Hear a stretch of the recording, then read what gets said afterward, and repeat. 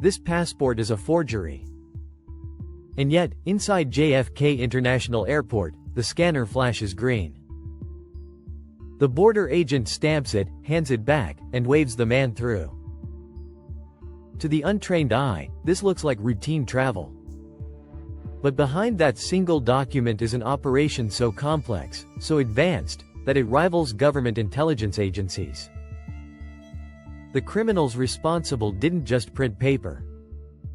They invested $2 million in equipment and spent 6 relentless months perfecting every microscopic detail. Every fiber, every hologram, every digital checksum. They weren't guessing. They were engineering. From holographic seals created in sterile clean rooms to machine-readable zones calculated by custom algorithms, this is no ordinary counterfeit. This is industrial-scale deception, crafted by masterminds who treat forgery like a science. The factory of stolen identities. 6 months earlier, the story begins inside a building that looks like a tech startup. Bright lights. Endless rows of high-end computers. But this isn't Silicon Valley. It's a criminal data farm. Monitors glow through the night, scrolling endlessly through stolen names, dates of birth, passport numbers. Here, identities aren't protected, they're harvested. This isn't a teenager's basement hack. This is a factory.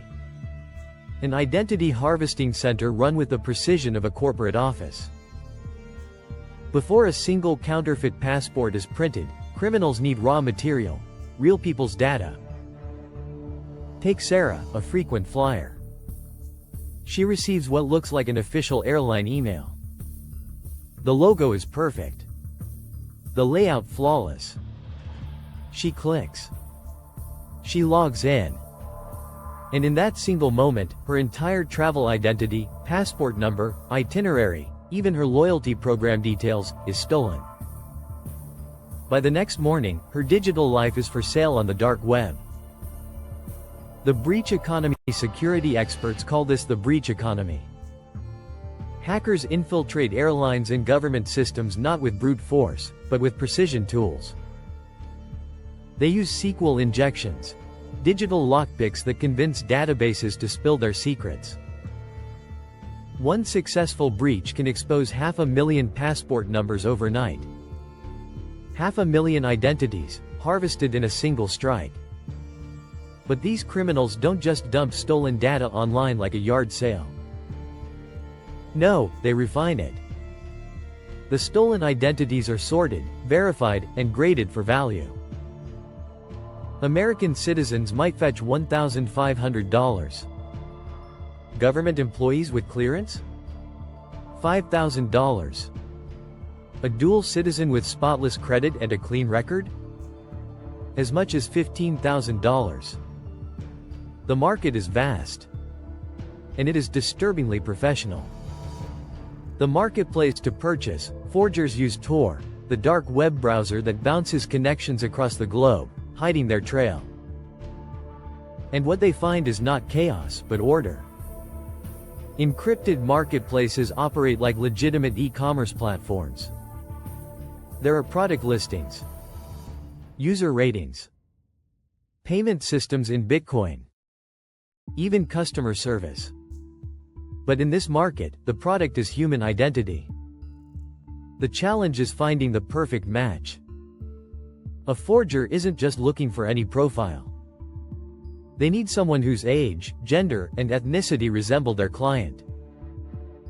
So they reverse engineer the process, running facial recognition in reverse to find the stolen identity that looks the most convincing. Competition is fierce. Multiple data farms battle for customers, and law enforcement honeypots wait in ambush. Buyers must tread carefully. A single careless purchase could mean handcuffs instead of profit. The transformation, but stolen numbers alone can't fool a machine. Transforming data into a passport is the real art. Inside a warehouse in Bangkok, the scene looks more like a software development firm than a crime lab. Banks of computers hum as forgers work line by line, encoding stolen information into the MRZ, the machine-readable zone. To the eye, it looks like nonsense, letters, numbers, and symbols. To a scanner, it is law. Every digit must align with strict mathematical formulas. If one calculation is off, the forgery dies instantly. So forgers reverse engineer legitimate passports with the same industrial scanners governments use. Fonts are measured down to fractions of a millimeter. Colors are calibrated to exact Pantone shades. Even the spacing between characters follows international ICAO standards. The checksums are merciless. Birth dates, passport numbers, expiration dates, all tied together with mathematical validation codes. Change one field and forget to update its checksum, and the scanner exposes the fraud. That is why criminals develop custom programs in Python and C++, refined through hundreds of test runs against real-world scanners. Failure isn't an option. Biometrics, but the MRZ is just the beginning. Modern passports aren't only about data, they're about the body itself. The biometric chip contains details far beyond a name or a birth date. It encodes iris diameter, facial symmetry, even the shape of your earlobes. To match it, forgers deploy biometric conversion software, morphing stolen photos until they fall within the believable thresholds of the target nation. Too perfect, and suspicion rises. Too sloppy, and the forgery fails. It is a delicate balancing act. Printing the perfect illusion, digital perfection, means nothing without physical precision. And so the counterfeiters step into the next stage, printing. In repurposed warehouses across Europe, entire miniature government printing facilities are constructed. Cotton-based paper embedded with microscopic fibers that fluoresce under UV light. Microprinting invisible to the naked eye but revealed under magnification. Intricate guilloche patterns, floral, geometric, impossibly complex. Each feature demands specialized equipment costing millions. Workers wear gloves, not for hygiene, but to avoid leaving oils that could smudge a hologram. Optically variable inks shift color depending on the angle of the light. Laser-etched holograms shimmer and dance with spectral precision. Even the glue binding the laminate matters, too weak and it peels, too strong and it seeps into the fibers. The process is brutal. One mistake, and the entire document is discarded. Some labs burn through 50 test prints before producing a single passport worthy of sale. The final barrier. RFID, but even perfection on paper isn't enough. The final hurdle is digital. Modern passports carry an RFID chip hidden inside the cover. It doesn't just store an ID, it carries encrypted biometric data and a digital signature verified by government infrastructure. Embedding the chip is easy. Programming it is the nightmare. Real passports are signed with government-issued certificates. Criminals can't forge that signature. But they can bend the rules. Some obtain blank chips stolen during shipment. Others bribe insiders at embassies. The most advanced labs, investigators discovered, somehow acquired legitimate encryption keys. With them, they program counterfeit chips indistinguishable from the real thing. Each chip is tested on government-grade scanners, the same ones at international airports. Because one software update tomorrow could expose an entire batch. Aging the forgery. Once the passport is printed and the chip is live, there is still one problem. It looks too new. A crisp, fresh document arouses suspicion. So criminals age it. UV ovens simulate months of sunlight. Corners are stained with oils from human skin. Industrial crimpers press fake custom stamps into the pages.